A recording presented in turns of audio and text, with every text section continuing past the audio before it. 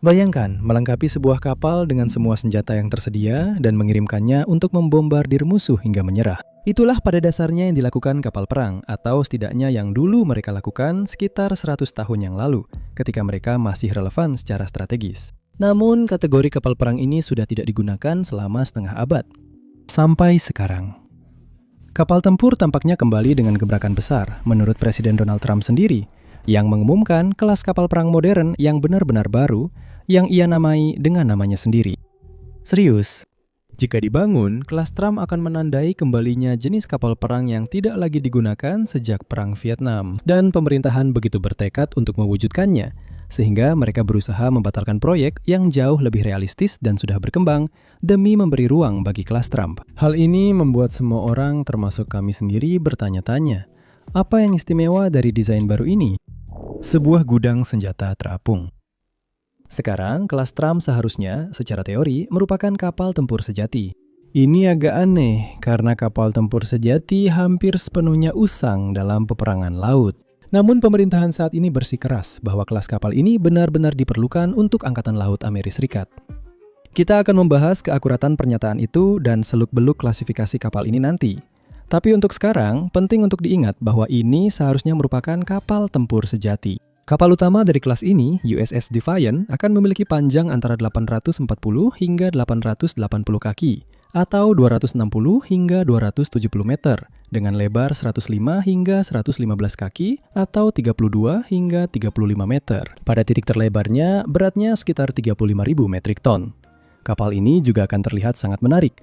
Ini bukan lelucon, ini adalah poin desain penting yang ditekankan langsung oleh Donald Trump, yang mengatakan bahwa dia tidak menyukai beberapa kapal angkatan laut yang dibangun untuk keperluan siluman. Dia mengatakan, kutipannya, kapal yang jelek tidak diperlukan hanya untuk mengatakan bahwa kapal itu siluman. Dia juga mengomentari kapal Rusia dan Italia, mengatakan bahwa kapal-kapal itu terlihat lebih bagus, lebih ramping, seperti kapal sengguhan.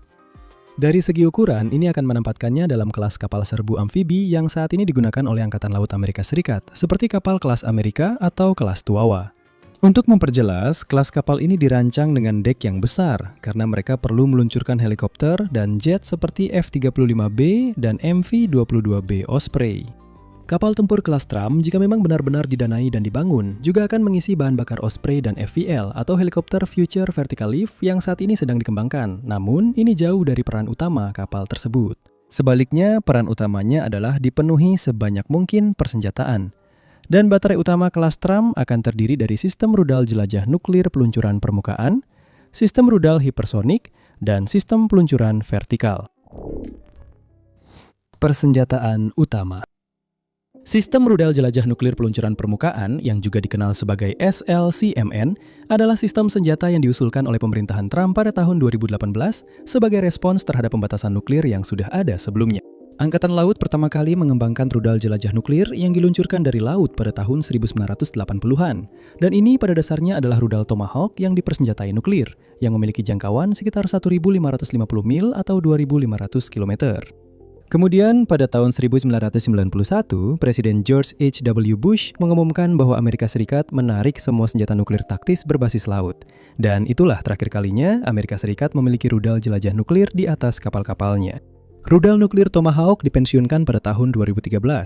Tetapi 5 tahun kemudian, pemerintahan Trump yang pertama berpendapat bahwa rudal jelajah yang diluncurkan dari laut dan dipersenjatai nuklir akan memberikan Amerika Serikat, kutip, kehadiran regional non-strategis.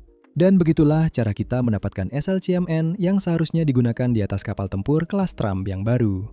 Pada saat rekaman ini dibuat, diketahui bahwa program sistem strategis Angkatan Laut telah memberikan kontrak untuk desain prototip, dan Administrasi Keamanan Nuklir Nasional berupaya mempercepat pengembangan serta penyebaran senjata ini. Pengembangannya dipercepat sedemikian rupa sehingga ide menggunakan keluarga hulu ledak nuklir V80 dibatalkan, demi mengembangkan hulu ledak unik untuk senjata baru ini. Senjata baru ini akan memiliki jangkauan beberapa ribu kilometer. Saya benar-benar tidak bisa mengatakan lebih dari itu karena senjata ini masih dalam tahap eksperimental dan kita tahu sangat sedikit tentangnya. Yang kita ketahui adalah jika Amerika Serikat mengembangkan senjata nuklir baru ini dan melengkapi kapal perang kelas Trump dengan senjata tersebut di masa depan, kita akan kembali ke titik awal dan berada di posisi yang sama seperti pada tahun 1980-an. Bagian kedua dari sistem baterai senjata utama kelas Trump akan mencakup sistem rudal hipersonik serangan cepat konvensional dengan 12 sel. Sistem ini dirancang untuk mengirimkan rudal berpemandu presisi kemana saja di dunia dalam waktu 1 jam. Kami memiliki beberapa video tentang rudal hipersonik di sini di Mega Projects, dan Anda dipersilakan untuk melihatnya jika ingin tahu cara kerjanya. Tapi pada dasarnya, mereka benar-benar sangat cepat. Biasanya terbang lebih cepat dari Mach 6. Dan mereka sangat mudah bermanuver, yang memberi mereka kemampuan untuk menghindari pertahanan rudal musuh. Jika diterapkan di kapal perang baru ini, kemampuan ini secara efektif akan menggantikan penggunaan senjata nuklir terhadap hingga 30% target menurut beberapa perhitungan, dan secara efektif akan memperluas opsi serangan. Bagian terakhir dari baterai utama terdiri dari 128 sel sistem peluncuran vertikal. Sistem ini sangat beragam dan dapat meluncurkan berbagai macam rudal, termasuk rudal permukaan ke udara, permukaan ke permukaan, anti kapal selam, anti kapal, dan rudal umpan untuk tujuan serangan taktis dan pertahanan diri. Secara teori, ini terdengar seperti ide yang hebat. 128 rudal dari berbagai jenis yang mampu menghancurkan berbagai macam ancaman. Namun pada kenyataannya, sel VLS ini mendapat banyak kritik pada kelas Trump. Kelas kapal baru ini diumumkan sebagai kapal tempur rudal pamungkas yang akan dipersenjatai sedemikian rupa sehingga musuh akan gemetar hanya dengan membayangkan kapal tempur kelas Trump mendekati perairan mereka. Pada kenyataannya, desain VLS kapal ini adalah salah satu yang paling tidak efisien yang pernah ada. Begini cara paling sederhana untuk menjelaskannya. Agar dapat menjadi ancaman serius, sebuah kapal perang besar harus mampu meluncurkan sebanyak mungkin rudal atau pesawat yang diizinkan oleh ukurannya. Kapal tempur kelas Trump tidak akan melakukan itu. Kapal-kapal ini akan memiliki bobot 35.000 ton dan mampu meluncurkan 128 rudal dari sistem peluncuran vertikalnya. Itu berarti rasio VLS terhadap ukuran adalah 1 rudal untuk setiap 273 ton bobot kapal. Sebagai perbandingan, kapal penjelajah kelas Ticonderoga yang merupakan kapal lebih kecil namun sangat mirip dalam tujuan dengan kapal kelas Trump, memiliki rasio ukuran VLS terbesar yang pernah ada. Kapal itu memiliki 122 sel VLS untuk bobot 9.750 ton metrik, dan itu memberikannya rasio 1 rudal untuk setiap 80 ton. Ini berarti bahwa kelas kapal perang ini, meskipun hampir 4 kali lebih kecil dari kelas Trump, masih mampu meluncurkan jumlah rudal yang hampir sama. Beberapa orang dalam membela kelas Trump akan berargumen bahwa kapal ini jelas berusaha memuat sebanyak mungkin jenis sistem senjata yang berbeda di atas kapal, dan keterbatasan ruang tentu menjadi faktor untuk jumlah sel VLS. Dan itu memang benar, tapi hal yang sama juga berlaku untuk kelas Ticonderoga, yang selain memiliki 122 sel VLS, juga memiliki 2 peluncur rudal, 2 meriam 5 inci tabung torpedo, dan sistem senjata lainnya. Tidak peduli bagaimanapun Anda mencoba membelanya, kelas Trump tetap merupakan desain yang sangat tidak efisien dalam hal sistem misilnya, hanya karena mencoba memasukkan sebanyak mungkin senjata berbeda di atas kapal. Dan itu baru persenjataan utamanya. Persenjataan sekunder.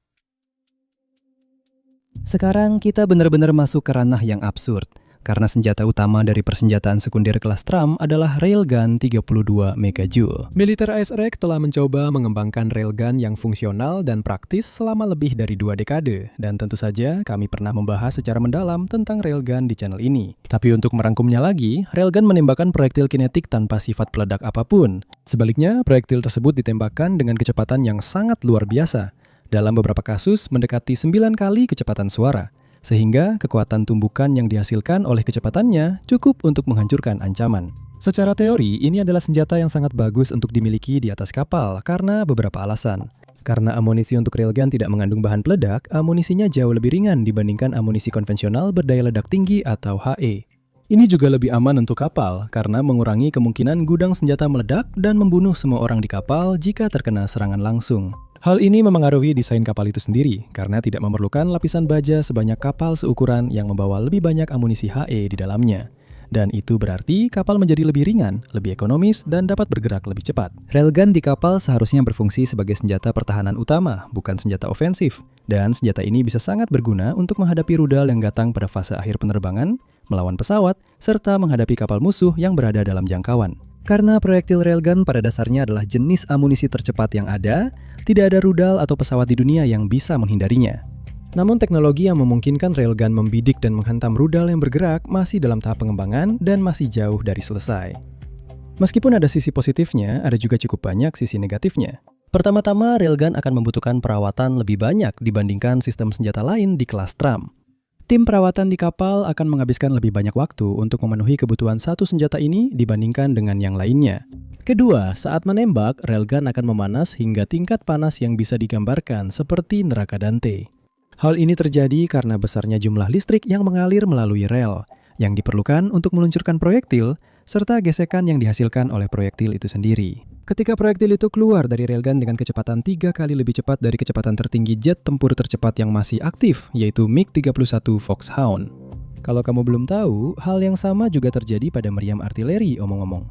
Tapi proyektil-proyektil itu tidak benar-benar melaju pada kecepatan Mach 6 ke atas, dan percepatan peluncurannya juga tidak mencapai puluhan ribu G. Jadi yang terjadi pada laras hanyalah sedikit mengembang karena panas, yang biasanya mengganggu akurasi. Tapi itu masih bisa diatasi oleh tim artileri. Kamu tahu apa yang tidak bisa diatasi oleh tim railgun? Railgun itu benar-benar meleleh. Itulah yang terjadi kalau kamu menembakkan terlalu banyak peluru tanpa membiarkannya mendingin dulu. Bahkan sampai hari ini, belum ada bukti bahwa ada railgun yang bisa menembakkan lebih dari satu tembakan penuh daya dari satu set rail yang sama.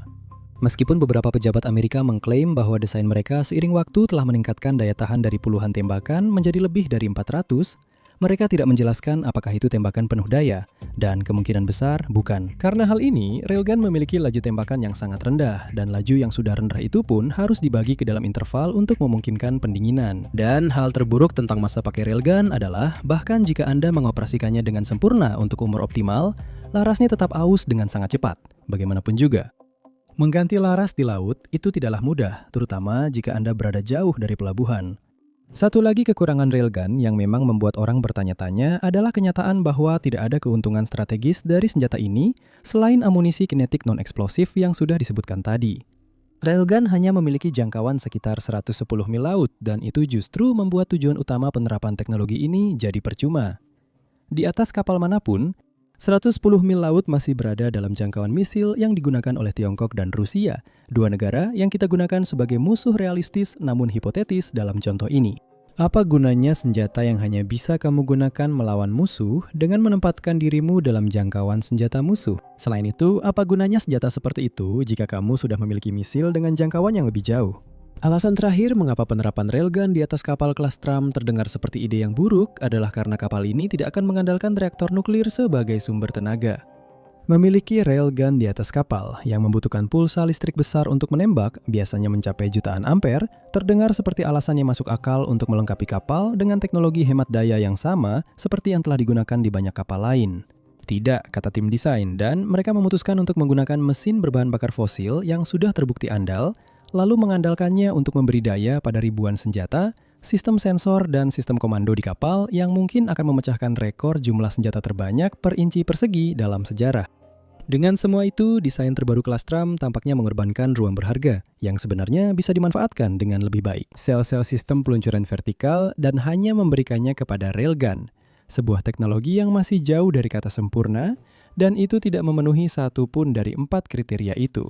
Itu tidak efektif, efisien, ekonomis, ataupun tahan lama. General Atomics saat ini sedang berdiskusi dengan Angkatan Laut Amerika Serikat dengan harapan mereka akan mendapatkan kontrak dan mengembangkan railgun yang benar-benar berfungsi. Tapi maksud saya, kita baru akan percaya kalau sudah melihatnya sendiri. Namun, railgun hanyalah sepertiga dari baterai sekunder. Bagian kedua adalah sepasang meriam 5 inci. Dan ini adalah sesuatu yang hampir semua orang bisa dukung. Meriam Mark 45 adalah meriam anti pesawat, anti kapal, dan pengeboman pantai yang menembakkan peluru seberat 70 pon atau hampir 32 kg. Bergantung pada operasinya, meriam Mark 45 dapat menembakkan antara 16 hingga 20 peluru ini dalam 1 menit, dengan jangkauan efektif 20 mil laut atau 37 km. Sepasang meriam ini terdapat di atas kapal penjelajah kelas Ticonderoga yang telah disebutkan sebelumnya. Meriam-meriam ini merupakan cara yang ekonomis untuk merespons ancaman langsung, karena amunisi untuk meriam ini lebih murah dibandingkan dengan rudal apapun yang dapat diluncurkan dari tabung VLS. Dan selain hanya digunakan sebagai senjata pertahanan, meriam ini juga merupakan cara yang hebat untuk menghujani area pendaratan dengan tembakan guna mendukung invasi marinir. Bagian terakhir dari teka-teki baterai sekunder adalah sepasang senjata laser. Sekarang kami sudah membahas bagaimana laser bekerja di video Dragonfire kami yang bisa Anda tonton. Dan Amerika Serikat telah menginvestasikan banyak uang dalam berbagai prototip yang tidak terlalu berbeda dari itu. Namun, belum diketahui secara pasti jenis senjata laser apa yang akan digunakan di atas kapal kelas Trump. Senjata laser terutama sangat ekonomis. Mereka tidak memiliki amunisi fisik karena mereka bisa menembak selama memiliki sumber daya listrik. Dalam hal ini, kapasitas amunisi mereka secara teori tidak terbatas. Dengan pemikiran ini, mereka memberikan cara yang sangat murah untuk mengacaukan elektronik internal dari rudal yang datang, drone, baik itu pesawat atau kapal, maupun pesawat berawak. Namun, senjata laser tidak dapat dengan mudah menembus lapisan baja. Mereka perlu tetap terfokus pada target cukup lama untuk memanaskan suatu area hingga cukup menyebabkan kerusakan. Itulah sebabnya tujuan utama mereka hanyalah untuk melumpuhkan elektronik internal, setidaknya untuk saat ini sampai kita sebagai spesies mengembangkan sinar kematian yang sebenarnya, yang mana akan menakutkan dan keren. Selain itu, senjata laser memiliki jangkauan paling terbatas dibandingkan semua senjata di kapal kelas Trump. Mereka adalah senjata garis pandang, dan jika itu saja belum cukup sebagai keterbatasan, efektivitasnya juga dibatasi oleh kondisi cuaca seperti kabut, hujan, salju, dan kelembapan. Bahaya yang ditimbulkan oleh senjata laser bisa dihilangkan jika ada air di udara, yang memang sudah pasti terjadi saat berada di laut. Senjata pesawat lainnya. Selain semua sistem senjata yang sudah dibahas jauh ini, ada juga baterai pertahanan tidak resmi. Meskipun seharusnya itu adalah tugas dari baterai sekunder, tapi kita abaikan saja. Baterai pertahanan ini akan terdiri dari 2 peluncur rudal, 4 sistem senapan mesin 30 mm, 4 laser Odin, dan 2 sistem anti-drone. Kenapa laser Odin diklasifikasikan sebagai bagian dari baterai yang berbeda? Anda mungkin bertanya-tanya. Kami tidak tahu sama sekali. Tapi fakta bahwa teknologi laser yang diklasifikasikan sebagai rahasia adalah bagian dari baterai sekunder, dan bahwa laser Odin adalah bagian dari baterai pertahanan akan mengisyaratkan hal itu. Idenya adalah menggunakan teknologi laser rahasia itu sebagai senjata ofensif, yang setidaknya merupakan ide yang menarik, mengingat sekali lagi kita sedang membicarakan senjata yang tidak bisa menembak lebih jauh dari yang bisa dilihat mata. Ngomong-ngomong, Odin adalah singkatan dari Optical Dazzling Interdictor Color Navy. Dan jika koma paksa pada kata Navy di sana tidak meyakinkanmu bahwa para pemimpin militer Amerika memang suka membuat akronim yang terdengar keren, lalu memaksa para insinyur merancang senjata berdasarkan akronim itu, ya tidak ada yang bisa meyakinkanmu lagi. Hingga tahun 2024, sistem senjata ini telah dipasang di 8 kapal perang Amerika dan dirancang untuk melakukan tugas persis seperti yang dibahas sebelumnya, yaitu membingungkan sensor drone dan rudal yang masuk serta membuat mereka jatuh. Penting untuk dicatat bahwa mereka berada di kelas yang jauh lebih rendah dibandingkan dengan senjata laser rahasia yang telah disebutkan sebelumnya. Sistem Odin berada di kelas puluhan kilowatt, sedangkan sistem laser baterai sekunder akan berada di kelas 300 atau 600 kilowatt. Ini berarti bahwa sistem laser lainnya bukanlah sistem Helios, yang saat ini sedang diuji dengan beberapa kapal lain. Sebagai perbandingan, Dragonfire berada di kelas 50 kilowatt. Peluncur rudal kemungkinan besar akan digunakan untuk menargetkan sasaran udara, termasuk rudal yang masuk, drone, pesawat, atau bahkan burung camar yang kurang beruntung. Kapal kelas Trump juga akan memiliki pesawat sendiri di atas kapal, tetapi karena kapal perang ini tidak berukuran kapal induk, mereka hanya akan meluncurkan pesawat VTOL. Untuk saat ini, sudah dipastikan bahwa berbagai helikopter dan Osprey akan menjadi penghuni hanggar kapal kelas Trump. Tetapi desain VTOL baru bisa saja bergabung di masa depan, dengan pesawat tanpa awak menjadi bagian yang sangat penting dari cerita ini. Pembangkit listrik platform komando. Selain hanya berfungsi sebagai platform peluncur serangan, kapal tempur kelas Trump juga dirancang sebagai platform komando untuk revolusi platform tanpa awak yang lebih luas yang saat ini sedang berlangsung di Amerika Serikat. Sama seperti saingan geopolitik utamanya, Tiongkok dan Rusia, Amerika Serikat saat ini sedang mengembangkan seluruh jajaran platform tanpa awak. Beberapa di antaranya mampu bertempur, beberapa hanya ditujukan untuk pengintaian atau pengiriman kargo, dan mereka berkisar dari helikopter tanpa awak dan pesawat tempur tanpa awak yang sebanding dengan jet tempur generasi kelima, hingga kapal permukaan tanpa awak kecil, kapal selam, dan kendaraan darat. Ini telah menjadi tema yang terus berlangsung di Amerika Serikat selama beberapa waktu, dan ini adalah sesuatu yang telah kami bahas secara mendalam dalam video Loyal Wingman kami. Dan menurut beberapa pejabat pada tahun 2050, sebanyak sepertiga dari seluruh aset Amerika bisa saja tanpa awak. Dengan pemikiran ini, desain kapal baru apapun pasti akan mencakup pusat komando untuk platform tanpa awak, dan kelas Trump juga tidak berbeda. Kapal ini akan dilengkapi dengan perangkat sensor terbaik yang tersedia untuk angkatan laut, dan kemampuan berbasis AI juga akan menjadi bagian dari desainnya, meskipun belum diketahui dalam kapasitas seperti apa. Terkait dengan pembangkit tenaga kapal, telah dijelaskan dalam laporan terbaru yang diberikan kepada Kongres bahwa memilih bahan bakar fosil daripada tenaga nuklir merupakan salah satu keputusan paling membingungkan dalam desain kelas Trump. Pertama-tama, ini adalah masalah logistik. Jika Anda memiliki pembangkit listrik konvensional di kapal, Anda harus mengisi bahan bakar secara berkala, dan Anda hanya bisa melakukannya di pelabuhan negara sahabat atau melalui kapal tanker pengisian bahan bakar. Penggunaan kapal oiler juga menghadirkan kerentanan strategis. Karena meskipun kapal tempur kelas Trump mungkin dipersenjatai dengan sangat lengkap, musuh hanya perlu menghancurkan kapal oiler. Dan kapal tempur Trump menjadi hanya sebongkah logam mahal yang mengapung di lautan, tidak bisa bergerak, mengaktifkan sistem sensor, atau menggunakan railgun terkenalnya. Sebaliknya, Angkatan Laut Amerika Serikat memiliki sejarah panjang dalam menggunakan tenaga nuklir untuk menggerakkan kapal-kapal mereka.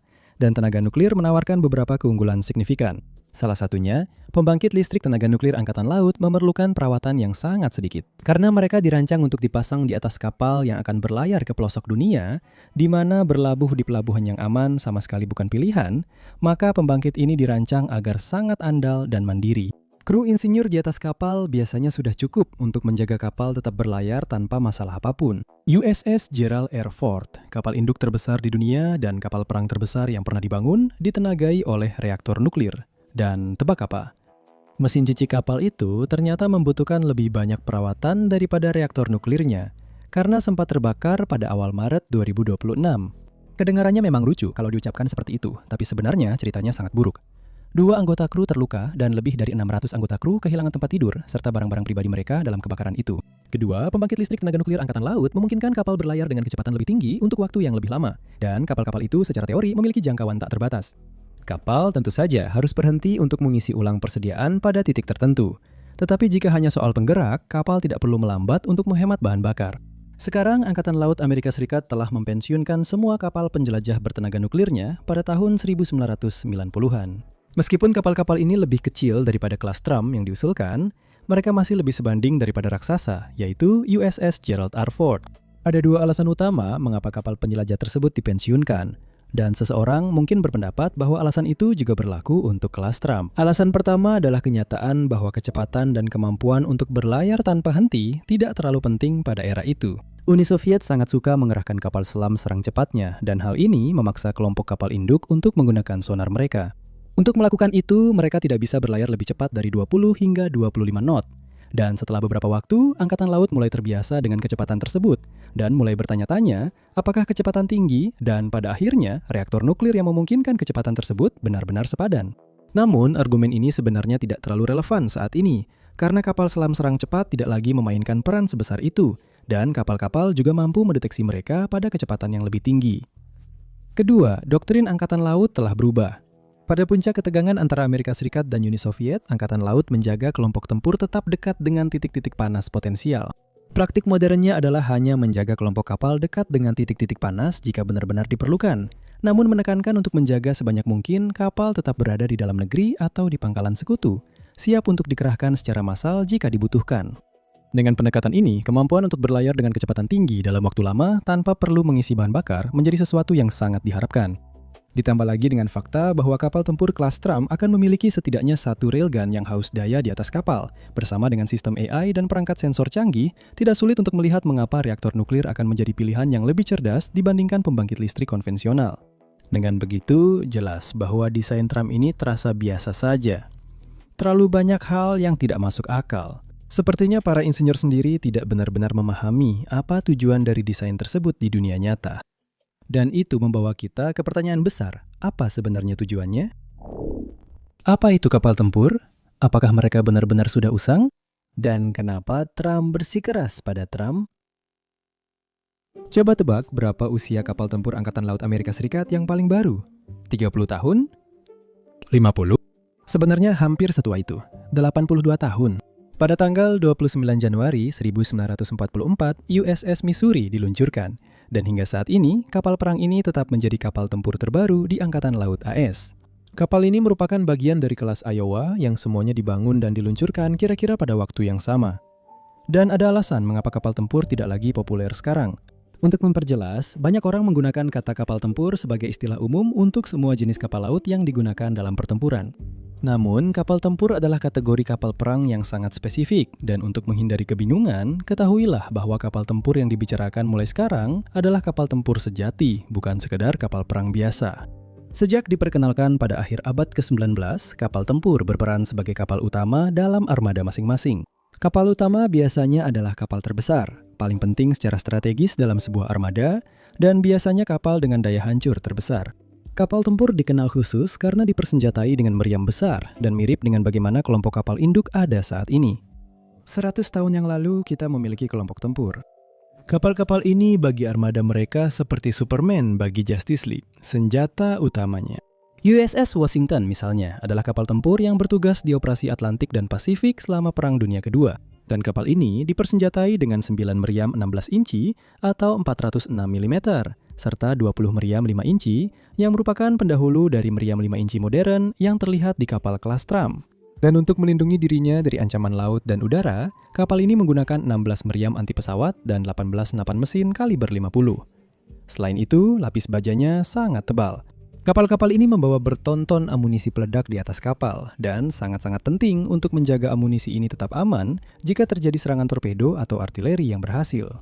Lapisan baja di bagian sabuk yaitu pelat logam luar kapal setebal 12 inci dengan menara komando dan pelindung meriam setebal 16 inci membuat kapal ini sangat sulit untuk dihancurkan. Benda-benda ini adalah setara senjata nuklir sebelum era nuklir. Mereka adalah senjata paling kuat yang bisa dimiliki sebuah negara. Dan dalam praktiknya, mereka mampu menyandera seluruh pulau dan garis pantai dengan rentetan artileri yang terus-menerus. Contoh terbaik tentang bagaimana kapal perang beroperasi dapat ditemukan di medan perang Pasifik selama tahun 1940-an. Namun pada akhirnya, era mereka berakhir segera setelah perang usai, dan hal itu didorong oleh beberapa alasan. Salah satunya, pengeboman Hiroshima dan Nagasaki menunjukkan kepada seluruh dunia bahwa senjata yang lebih kuat daripada kapal perang telah diciptakan. Kedua, anggaran militer sebagian besar negara dipotong setelah perang karena mereka tidak mengharapkan perang lain dalam waktu dekat. Dan dua kekuatan terbesar dunia saat itu, Amerika Serikat dan Uni Soviet, memutuskan untuk berinvestasi dalam pengembangan nuklir daripada membangun lebih banyak kapal perang. Angkatan Laut Amerika Serikat menjual sebagian besar kapal perangnya sebagai besi tua, dengan kapal perang kelas Iowa yang disebutkan sebelumnya memberikan dukungan tembakan selama Perang Korea dan Vietnam. Ketiga, munculnya kapal induk menunjukkan banyak potensi ke arah itu, dan Angkatan Laut di seluruh dunia memutuskan untuk menginvestasikan sedikit sumber daya yang mereka miliki ke dalam kapal-kapal tersebut. Keputusan ini terus membentuk pandangan Angkatan Laut dunia hingga hari ini. Kapal induk juga merupakan kapal yang lebih efisien karena kapal perang era Perang Dunia II membutuhkan sekitar 2.700 pelaut untuk beroperasi. Sebagai perbandingan, USS Gerald R. Ford yang disebutkan sebelumnya, kapal induk paling fleksibel dan paling canggih yang ada, membutuhkan jumlah kru yang kurang lebih sama. Beberapa dekade kemudian, perkembangan rudal kendali benar-benar menjadi paku terakhir di peti mati berbentuk kapal perang. Rudal kendali mengungguli artileri dan torpedo dalam segala hal yang mungkin. Rudal tersebut lebih akurat, mampu menembus lapisan baja, dan lebih hemat biaya dibandingkan senjata anti kapal lainnya yang ada. Dengan munculnya rudal presisi dan pengawasan modern, menenggelamkan kapal di zaman sekarang jauh lebih mudah dibandingkan pada pertengahan abad ke-20. Memang, pertahanan anti-rudal, anti-pesawat, anti-kapal, dan anti-kapal selam di kapal modern juga mengalami perkembangan yang kurang lebih sama. Tetapi faktanya tetap bahwa jauh lebih mudah bagi musuh untuk menemukan kapal dan melancarkan serangan saat ini dibandingkan 80 tahun yang lalu. Angkatan Laut di seluruh dunia merespons perkembangan teknologi seperti ini dengan mendesentralisasi aset mereka. Ketika Anda menempatkan dua lusin sistem senjata berbeda di atas satu kapal besar, pada dasarnya Anda sedang membuat kapal itu menjadi sasaran empuk. Angkatan Laut umumnya tidak suka kehilangan seluruh kekuatan tempurnya dalam satu serangan, dan itulah sebabnya sebagian besar komandan memilih untuk menyebar kekuatan mereka, yaitu sistem senjata dan aset lainnya ke berbagai kapal yang berbeda. Dengan cara itu, alih-alih benar-benar kalah dalam pertempuran jika musuh berhasil menyerang, Anda hanya kehilangan sebagian dari kekuatan laut Anda. Militer menyebut ini desentralisasi atau sekedar akal sehat, dan gagasan kelas Trump justru bertentangan langsung dengan hal itu. Kapal itu akan terlalu besar dan terlalu mudah menjadi sasaran jika terlibat dalam pertempuran, dan sepertinya tidak ada tempat untuk kapal seperti itu di Angkatan Laut modern. Dalam hal itu, kelas Trump lebih mirip dengan kapal arsenal daripada kapal tempur. Kapal arsenal adalah konsep angkatan laut yang muncul selama Perang Dingin, dan idenya adalah untuk menempatkan sebanyak mungkin tabung peluncur vertikal, hingga 500 buah pada sebuah kapal kecil dengan awak yang relatif sedikit. Kapal ini akan berfungsi sebagai platform senjata ofensif murni yang akan membombardir musuh habis-habisan. Ide ini yang diperkirakan akan menelan biaya sekitar $450 juta per kapal pada akhir tahun 90-an tidak pernah terwujud, karena satu rudal yang ditembakkan dengan tepat bisa menenggelamkan kapal senilai $500 miliar, dan itu adalah risiko yang terlalu besar untuk diambil oleh angkatan laut manapun. Angkatan Laut Tiongkok juga mengeksplorasi konsep yang sama, dan diduga mereka sampai pada kesimpulan yang sama, sementara Korea Selatan secara mengejutkan justru menyetujuinya dan berencana untuk mengerahkan 3 kapal arsenal pada akhir 2020-an. Saya rasa kita akan lihat bagaimana hasilnya nanti. Kapal selam sedikit banyak telah mengambil peran sebagai kapal arsenal di Angkatan Laut Amerika Serikat. Tetapi itu adalah perbedaan besar karena kapal selam pada dasarnya tidak terlihat. Kapal selam Rusia dan Tiongkok juga menjalankan fungsi yang sama di angkatan laut mereka masing-masing. Kelas Trump adalah hal yang paling mendekati kapal arsenal yang kita miliki, dan semua orang sudah bisa melihat bahwa itu adalah ide yang buruk. Ratusan perwira angkatan laut serta para peneliti yang bekerja dalam pengembangan kapal baru untuk Angkatan Laut Amerika terus-menerus berusaha menemukan cara baru untuk mengungguli musuh. Dan ada alasan mengapa mereka telah menolak ide untuk hanya memasangi sebuah kapal dengan sebanyak mungkin senjata selama beberapa dekade terakhir. Mungkin bagian terburuk dari semuanya adalah kenyataan bahwa kelas Trump seharusnya menggantikan kapal perusak rudal kendali generasi berikutnya. Proyek ini yang telah dikembangkan selama lebih dari 1 dekade dimaksudkan untuk mengompensasi bencana yang terjadi pada Zumwalt dan sekaligus mengisi kekosongan yang ditinggalkan oleh kelas Ticonderoga setelah kapal-kapal dari kelas tersebut dipensiunkan. Kelas kapal perusak baru ini akan jauh lebih kecil dibandingkan kelas Trump. Faktanya, kapal ini akan memiliki bobot kurang dari setengah kelas Trump, namun akan dilengkapi dengan 96 sel VLS, 42 sel peluncur rudal tabung torpedo permukaan, dan meriam 127 mm. Laser berukuran besar juga akan ada, tetapi tidak akan ada meriam rel. Kapal ini memang bukan perusak yang sempurna, tetapi akan mengadopsi pelajaran yang didapat dari kelas Arleigh Burke dan kelas Zumwalt. Dan pastinya akan jauh lebih sedikit risiko, serta jauh lebih praktis dibandingkan kelas Trump. Kapal ini akan lebih menjadi kapal khusus yang bekerja paling baik sebagai bagian dari kesatuan yang lebih besar daripada mencoba menjadi serba bisa yang biasanya akhirnya tidak menguasai apapun. Fleksibilitas armada sangat penting dalam peperangan laut karena satu kapal hampir tidak mungkin mendukung beberapa detasemen infanteri sekaligus. Namun, sebuah armada bisa menyebar. Hal ini sangat penting dalam serangan pantai dengan banyak titik pendaratan. Hampir 170 kapal perang ikut serta dalam D-Day, belum termasuk kapal pengangkut pasukan dan kapal monitor. Apakah elemen pendaratan akan menerima dukungan yang sama dari 80 kapal perang dengan lebih banyak meriam? Tidak, tentu saja tidak. Menggantikan program kapal perusak generasi berikutnya dengan kelas Trump belum dikonfirmasi sampai saat ini. Kelas Trump masih tetap hanya sebuah proposal. Sementara pendanaan untuk program kapal perusak generasi berikutnya masih berlangsung dengan program tersebut masih berjalan pada saat perekaman. Namun, tidak akan terlalu mengejutkan jika pemerintahan ini memaksakan proyek kelas Trump dan mengorbankan program kapal perusak generasi berikutnya demi proyek tersebut. Ini adalah pertanyaan yang sama yang sedang dihadapi oleh Kongres saat ini. Masalah terbesar adalah apakah kelas Trump yang tidak memiliki dukungan ilmiah cukup layak hingga program kapal perusak disisihkan demi kelas Trump. Yang telah disampaikan sejauh ini hanyalah ide dari sebuah desain. Tidak ada pekerjaan nyata di baliknya. Hanya untuk desain sebuah kapal perang dalam tahap pradesain saja biasanya memakan waktu bertahun-tahun dan membutuhkan banyak dana. Program Destroy adalah contoh yang bagus untuk itu. Sementara desain kelas Trump tampaknya muncul begitu saja, tanpa laporan keuangan, tanpa proyeksi kelayakan, tidak ada apa-apa. Hanya sekumpulan ide desain yang diumumkan secara resmi dan beberapa gambar konsep saja. Bahkan jika Angkatan Laut Amerika Serikat memutuskan untuk benar-benar menjalankan proyek ini, setidaknya akan membutuhkan waktu 1 dekade, bahkan mungkin lebih sebelum kapal pertama, USS Defiant, diluncurkan. Jika itu terjadi, itu berarti Angkatan Laut Amerika Serikat memutuskan untuk meninggalkan desain yang telah mereka kerjakan selama sekitar 1 dekade terakhir. Sebuah desain yang menunjukkan banyak potensi dan tampaknya ditakdirkan untuk merevitalisasi armada yang menua serta memperbaiki rangkaian desain buruk. Yang paling mencolok adalah kelas Zumbor. Desain ini akan ditinggalkan demi jenis kapal yang sebenarnya tidak memiliki tempat dalam peperangan laut modern karena berbagai alasan. Sebuah kapal yang mengklaim kemampuan ofensif yang hampir fantastis, namun penerapannya di dunia nyata sangat diragukan. Dan yang paling penting, sebuah kapal yang bukan hasil dari bertahun-tahun kerja keras para perwira dan insinyur angkatan laut berpengalaman, melainkan hanya coretan cepat dari sebuah ide yang menarik perhatian. Di atas semua itu, kapal tempur kelas Trump akan sangat mahal. Versi saat ini dari kapal perusak generasi berikutnya yang diusulkan akan menelan biaya 2,8 miliar dolar. Dan sebuah kapal yang ukurannya lebih dari 2 kali lipat akan mengalami kenaikan biaya yang serupa. Karena itu, semua orang menanyakan pertanyaan yang sama. Mengapa Donald Trump begitu ngotot dengan hal ini? Dan jawabannya tampaknya ada dalam dunia angkatan laut itu sendiri. Salah satu alasannya adalah fakta menarik bahwa Donald Trump memang menyukai kapal perang. Dan dalam hal ini, dia mirip dengan jutaan pria dan anak laki-laki di seluruh dunia. Dia sangat menyukai kapal tempur. Dia benar-benar mengatakan hal ini saat pidato di Quantico pada akhir September 2025. Secara spesifik, dia mengatakan bahwa dia ingin mengembalikan kapal-kapal itu karena lapis bajanya dan kinerjanya selama Perang Dunia Kedua. Sekarang setelah dia berada di posisi berkuasa, dia ingin mempengaruhi pengembangan kapal tempur dan, jika memungkinkan, memiliki satu kelas yang dinamai menurut namanya sendiri. Dan sejujurnya, siapa yang tidak akan melakukan hal yang sama di posisinya, mungkin? Maksud saya, semua presiden lainnya.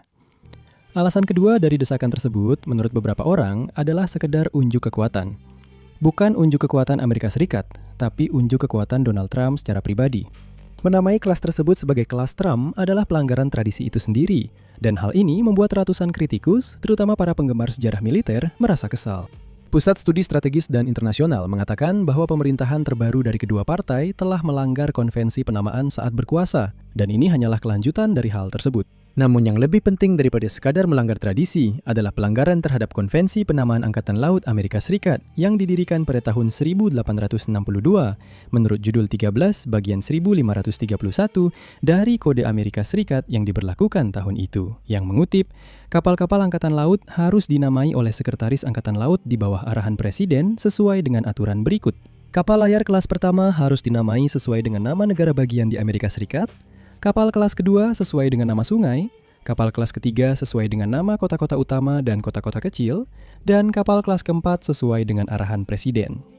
Jika kelas Trump benar-benar terwujud, itu akan menjadi kelas kapal tempur pertama dalam sejarah Angkatan Laut Amerika Serikat yang tidak dinamai berdasarkan nama negara bagian. USS Defiance akan menjadi kapal tempur kedua yang tidak dinamai berdasarkan nama negara bagian. Dengan pengecualian pertama adalah USS Kearsarge yang dinamai berdasarkan Gunung Kearsarge di New Hampshire dan sebuah kapal perang era Perang Saudara. Selain itu, menamai kapal dengan nama orang yang masih hidup juga jarang dilakukan hingga baru-baru ini. Namun yang tetap sangat langka adalah seorang presiden menamai kapal perang dengan namanya sendiri. Donald Trump pada kenyataannya akan menjadi presiden Amerika pertama yang memiliki kelas kapal perang yang dinamai menurut namanya sendiri saat masih menjabat. Namun hal ini sebenarnya tidak terlalu mengejutkan jika Anda pernah melihat halaman Wikipedia tentang daftar hal-hal yang dinamai menurut Donald Trump. Daftarnya lebih panjang dari yang Anda kira. Jadi untuk menjawab pertanyaannya, sangat mungkin para pengambil keputusan mendorong kembalinya kapal perang dan menamai kelas tersebut dengan nama Donald Trump semata-mata untuk menyenangkan presiden. Hal itu bukan sesuatu yang mustahil, dan semua kemungkinan lain tampaknya agak tidak masuk akal setidaknya. Desainnya kasar dan kurang substansi, dan jelas bukan merupakan peningkatan strategis dibandingkan kapal perusak generasi berikutnya, yang telah dikembangkan begitu lama dan sulit membayangkan kapal itu akan benar-benar berguna dalam praktiknya. Namun pada saat ini tidak lebih dari sekedar sebuah ide saja. Sebuah ide yang dipaksakan kepada Angkatan Laut oleh orang-orang paling berkuasa di negara ini. Tapi proyek ini masih harus mendapatkan persetujuan, jadi kemungkinan kita akan melihat kelas Trump masih sangat tidak pasti. Dalam presentasi mereka, Donald Trump dan Sekretaris Perang Pete Hegseth mengumumkan bahwa 2 kapal perang akan dibangun terlebih dahulu, dan armada tersebut nantinya akan diperluas menjadi 10 kapal, bahkan mungkin 20 atau 25 seiring waktu. Armada tersebut akan dinamakan Armada Emas. Kita tidak tahu apakah ide ini akan pernah menjadi kenyataan, tetapi kita yakin perjalanan menuju kegagalan atau terwujudnya akan menjadi sesuatu yang menyenangkan. Kami akan terus memberi kabar kepada Anda. Terima kasih telah menonton.